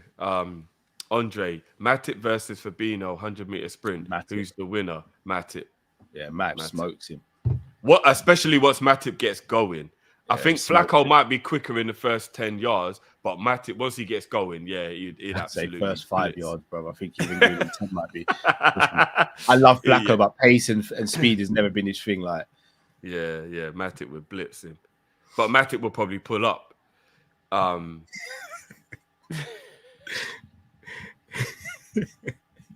It's true though, isn't it, bro? He probably would. Kai K. Cal, who do you think Klopp talking about when he made the Ferrari kids analogy? We're going back on the Klopp thing. I actually think it was both. I know we went back and forth on this in the group, in it, Drift. Yeah. I told the people if you was in Friday's show, then I think you, me, and Matt would have all fallen out. No, I don't think it would have got that far. Me and Matt nearly fell out, bro. I actually I think he was relating to both. I think he was speaking about himself, but I do think he keeps on throwing shade at the fans, and I don't like that. Like, he can't forget how much we back him. He is, but he's done it a couple times this season, bro. Like saying how we're spoiled for getting top 4 and being in trophies and the Ferrari thing, like that, bro. He leveled some of that at the fans, and I'm not a fan of that. Pardon me. So fair enough. Jay says a list of right wingers we should target. It will take a little while to do. I know. It won't take a little while because it's a video I'm actually planning on narrating, but I'll give you a few just right now. So Elise, Marcus Edwards, Bowen, Adeyemi, Diaby, Chukwueze, Cal. Did you see the way he tore Real Madrid a new one, bro? I know, but that's all he's really done this season. So I know, but the talent is there. You just got to unlock it, bro. Chukwueze ripped Real Madrid to pieces. I hate to burst your bubble, Drift. What happens when AFCON comes around and they both go to the AFCON? Yeah, I know. I know. You bring Ox back in for a month and do up right wing. We call freebie. Yeah, look, but Elliot will be the backup, I reckon, isn't it? But yeah. Jay also says, Cal, let's play devil advocate Sanderson. I'm hosting the show. I've got to do these. I don't understand why people get so annoyed at me when I've got to ask some of these questions, or else it's just going to be me agreeing with everything Drift says. Like, you're not going to enjoy that show. There's no conversation there. And then genuinely stuff I agree with Drift on, but I have to ask a question from the other side, or else it's not a show. It's just me going, yeah, you're right, bro. Let's move on topic. I have to play another side. I have to, but there is obviously stuff I disagree with Drifters, and I address that as well. But I have to play devil's advocate. And that's not aimed at you, by the way, Jay, but that is aimed at quite a few people in the chat who seem to think I've just got a beam up on it. Yeah. Jay also says our academy is horrible. Ooh, I don't think Cal's going to agree with that. Will Stefan count as homegrown next season, Cal? No, so he won't. I'll actually tell you when. This is how you lot need to really start rating me with some of this stuff, because I've got this on. Because Doak is Scottish, he can never be homegrown, can he? No, he can be. So this is where the homegrown thing is. So Eric Dyer, for example, is English, but he's not homegrown. Yeah, because he came from. And Portugal. The reason he's not homegrown is because he was trained in Portugal in that time period between 15 and 21.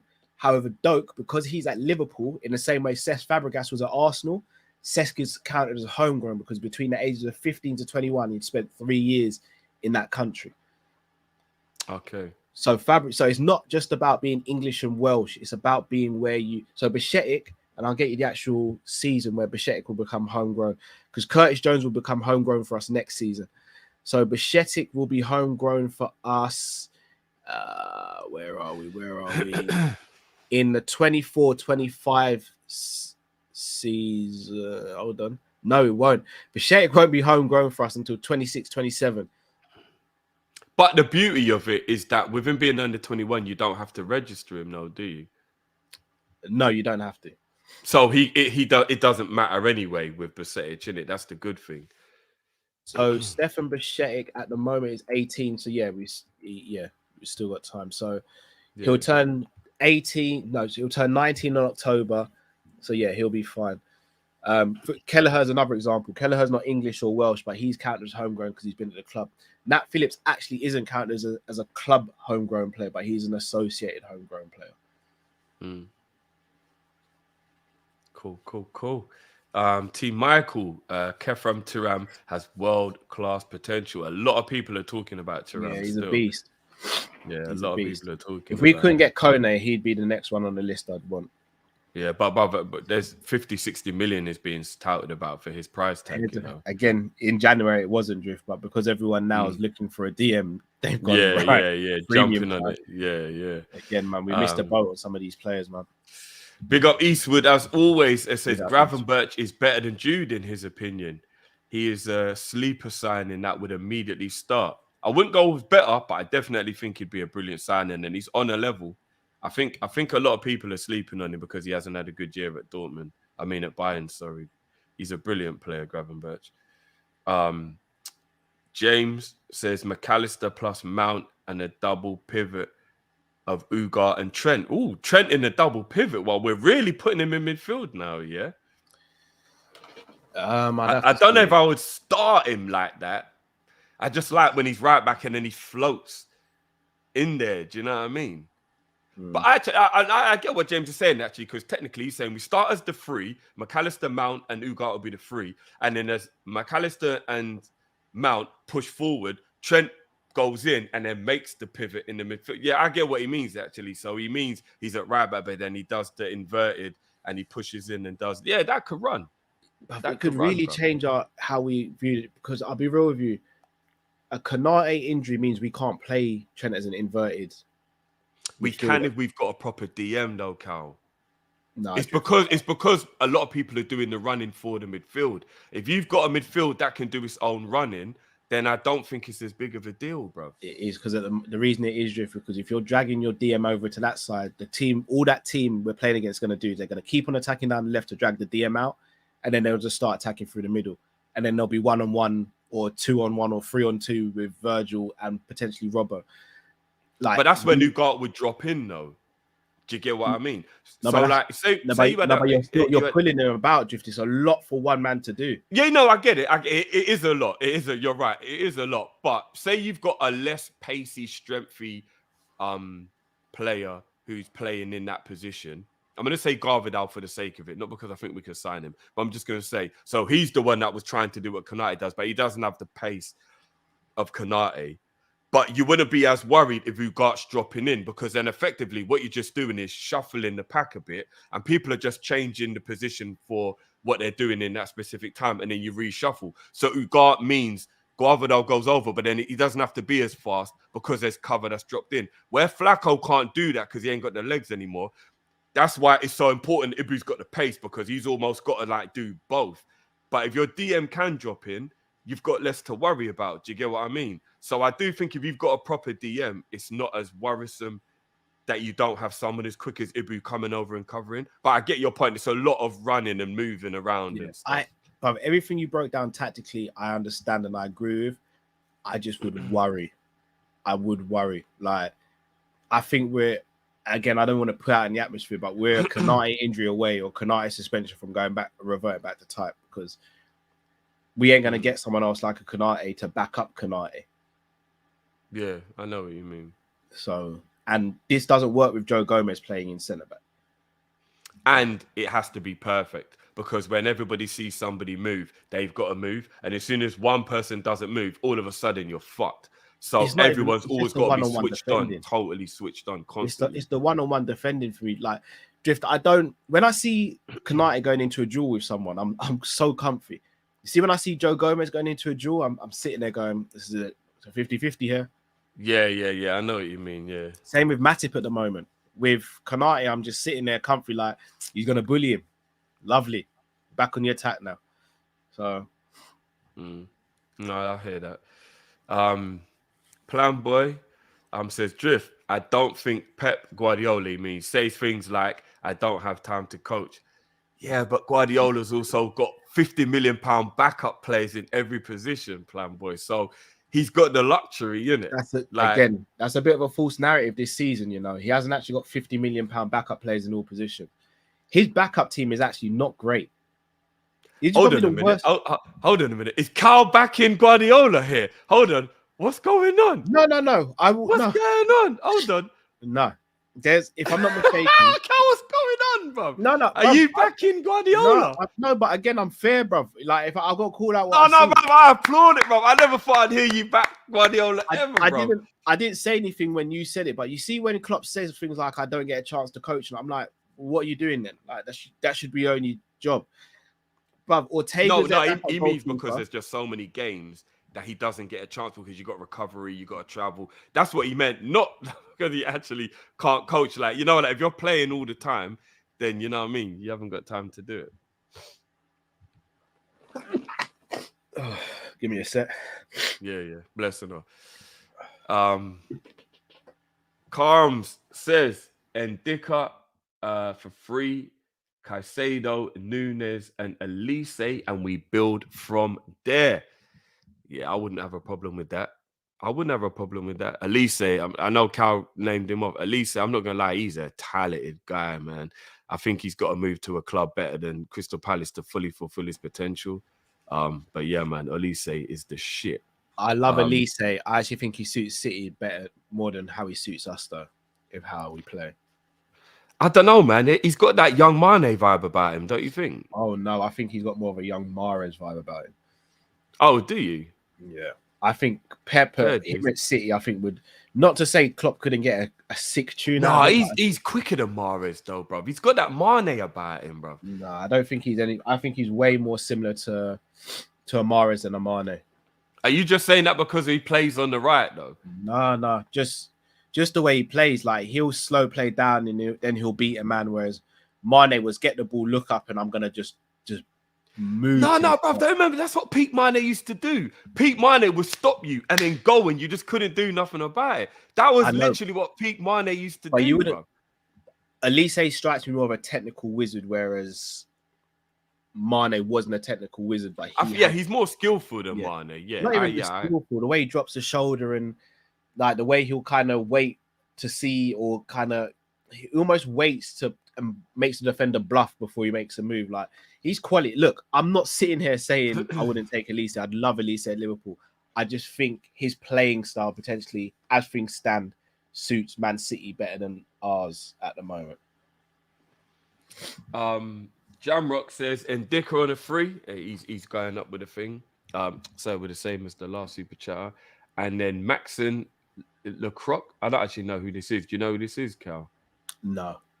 I have no idea who that is, Jammer. I'll have to. Like, who's he playing for? The defender. That's Antonio Silva, if I'm not mistaken. Yeah, I was going to say, what's the A Silva? Let us know, Jammer. Silva, I know. He's good. Okay, yeah, I don't know either of those two guys, to be honest. Genie Houdini, big up yourself, bro. It's been a minute. $25,000 to split amongst Kop-Ish members, but FSG don't invest for the next 10 years. Or you keep the 25,000 to yourself, and FSG will spend 200 million plus for the next 3 years. I mean, could Matt and Cal get over me keeping the money to myself? I think they could. We'd have no choice. Would you let me keep the 25,000 so FSG would spend money? Yeah, I probably would. It's not 20. I haven't got 25k now, so I'm not gonna. It's not like I'm gonna miss it. I haven't got the 25k now, innit? I would never begrudge one of you two 25 grand if FSG spent. Yeah. So I would do that. I would. If we had the 25k and then you took it out for yourself, then me and Matt would have to be like, Drift, brother, what's going on there? But if you just get the 25k, then it's just fair game, innit? You're the one who got picked. If we go to eat or we go out to lunch, though, you're paying. You say, I'm still paying. What, me and Matt? If you got the 25, you got to keep that 25 grand. Then you're paying and we go out to eat. I thought you were doing. I thought you were doing. I keep the 25 and I make you pay. No. That's a boy thing. That's a boy thing. No. I wouldn't do that. Genie Houdini also says, both answer. Okay, so it's a different one. Someone offers you 50k to split amongst Kopish, but FSG don't properly invest for the next 7 years, or you keep the 50k to yourself, but FSG spend 25 million plus for the next 7 years. Again, I'll pay for dinner. I'll pay for our night out. I'll take the boys out. I'll buy the kids some Christmas presents that are more expensive than I normally would. I do all of that, and I'll keep the 50. And I'm sure these lot will be cool with it. Would you be cool with that, Cal? Yeah, I probably would, to be honest. There you go. Genie, have you got 50k to put this to? Let's really test this. You're asking the wrong question. You're asking the wrong question. Genie, can you make FSG spend 250 million a year for the next 7 years? That's the question you should be asking, bro. Trust me, bro. Tahir says, those who are Klopp out, they have a reason why they are saying it. You can question them, and they have a reason why they are Klopp out. Agreed.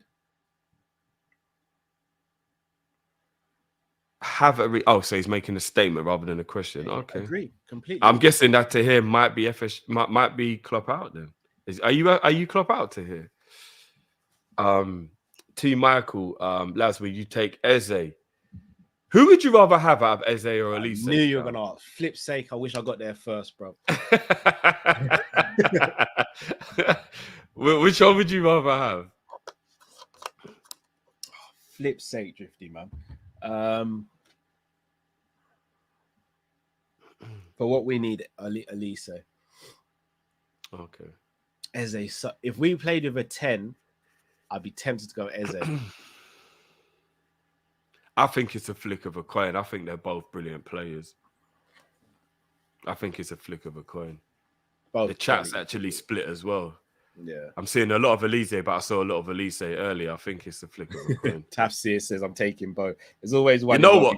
Crystal Palace have absolutely smacked it just having them, innit? Like, again, though, these are two players we could have gone and got Drift. I know, but taking the thingy from the Championship was a massive risk, innit? Like, you got to be honest. It is a big risk if you think a player is going to be able to come from the Championship and play in the Premier League. I mean, didn't we do that at Carvalho? And everyone in the fan base was happy, though, right? Yeah, but it hasn't worked out. Didn't we do that pretty much? I mean, Elliot was in the Prem, but he's effectively a Championship player, and everyone was happy with that. Yeah, but at least he played Prem football, though. I think we need to stop looking at where players coming from and actually look at the player themselves, bro. Yeah. I mean, everyone doubted Maddison, and then he went and proved he could do it in the Prem. Precisely, bro. But they are doing it for clubs that are allowed to make mistakes. That's the difference, though, bro.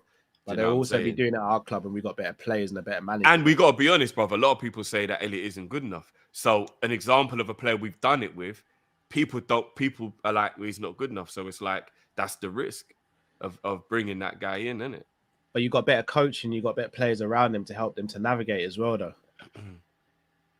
Who did Maddison have to learn from at Leicester? No disrespect to Leicester. Who did he have to learn from? He had to kind of learn on the job. He was already a bad man anyway. So, and Zoltan says, well, the solution is to play a back three with 3 centre backs. That might alleviate the issue with Trent being inverted.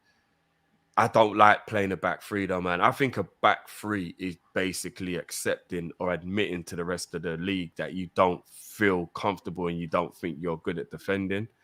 I don't know. I've never really been a fan. You know already, Carl. I'm not a fan of 3 at the back, man. I think if you play 3 at the back, you're just admitting you're crap.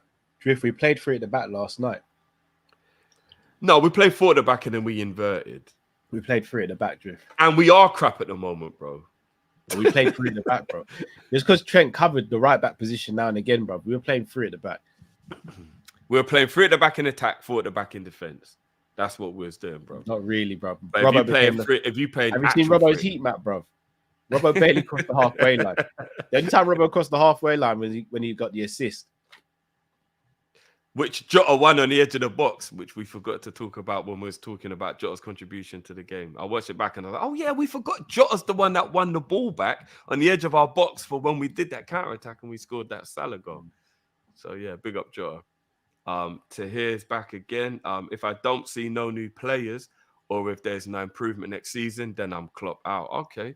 We already let teams go ahead of us. So he's not at the moment, but he will be if, you know. Okay, fair enough. That's the last one, I think. Yeah. That's the last one. Are you all right now, Cal? Is your nose still running? So. Having a mini nosebleed there, so apologies. Oh, right, turned into a nosebleed. Shit. Yeah, that's what happens, bro. Sinus is all over the shop at the moment. Well, people, that brings us to the end. What are we today? Tuesday. We're back on. No, back tomorrow, actually. Back tomorrow. Preview for the Nottingham Forest game. So make sure you join us for that. That'll be around 5 p.m. tomorrow. And then Thursday, we've got Prem Panel Show, Friday Calling Show. And then we've got the post-match reaction after Nottingham Forest on Saturday. We've got a busy week with us, guys. You're seeing us virtually every day this week. I really know we can't do that. We can't do a watch-along for the Forest game. Man. Yeah, really... I know. Sure. Anthony James says, big up Kopish, Torres or Benzema? I'll let you answer that one. I know which one you're going. Benzema had the better career. I think Torres had the better peak. Yeah, I agree with that. Two fantastic. Without question, Benzema's had the better career in it. Like, it's not even really a competition in that regard. But yeah, I think both at their peak. I think Torres. Like, a lot of people forget that peak Torres was one of the most unplayable players in the history of football. Like, it was crazy.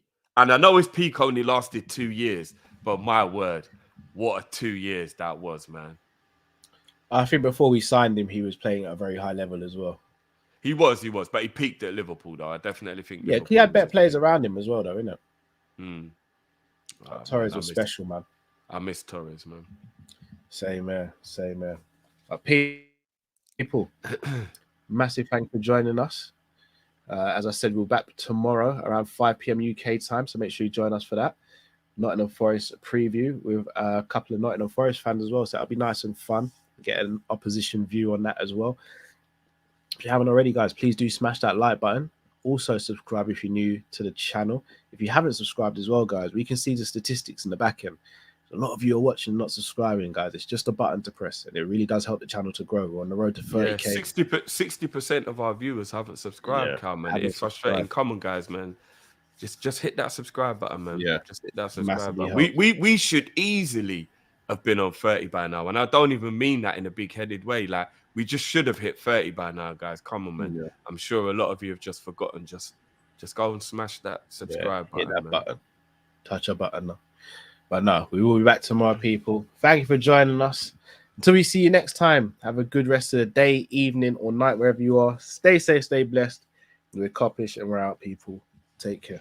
So we're Chelsea, by the way. Chelsea.